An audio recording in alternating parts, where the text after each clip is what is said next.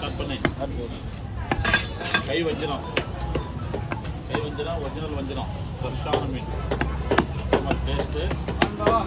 மறக்காத ஒரு லைட்டை போட சொல்லு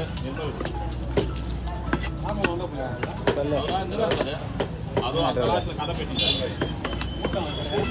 அவருக்கு ஒன்றும் பிரச்சனை காலையிலே வந்தார் சம்பாட்டாரு சாப்பிட்டாரு